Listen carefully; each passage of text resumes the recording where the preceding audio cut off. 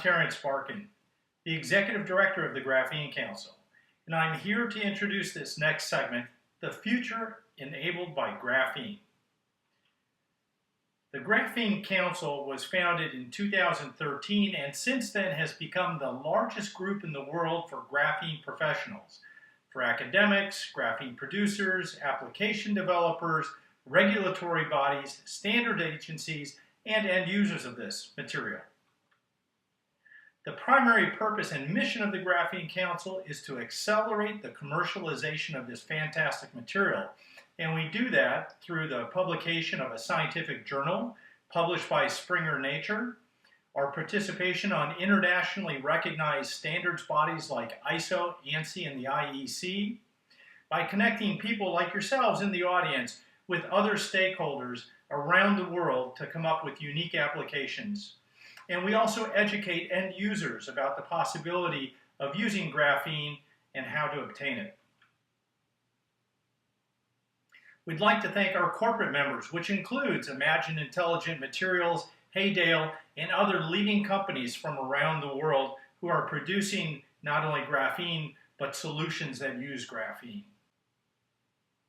The Graphene Council has observed over the last years those companies that are really making strong advances are the ones that are moving up the value chain.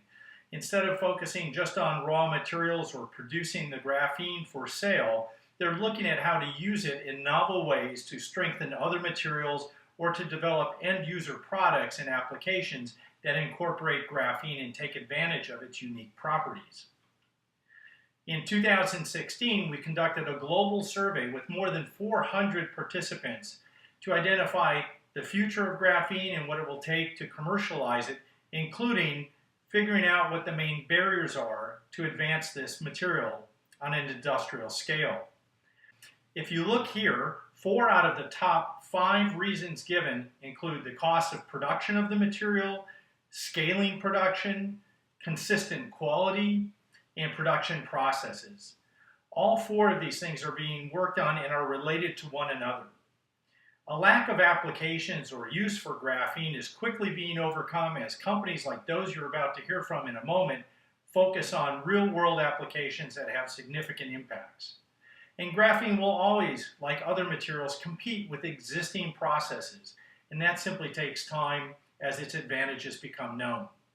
The last 2 items that are identified here, the lack of standards and work on the health and safety environmental profile of this material, are things that the Graphene Council is working hard on because we feel they're important to enable a full embrace of graphene on an industrial scale.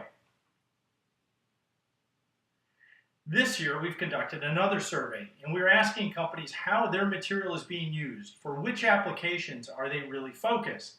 And we see the top ones, not surprisingly, led by composites. More than half of all the companies stated that composites was where they were applying their efforts.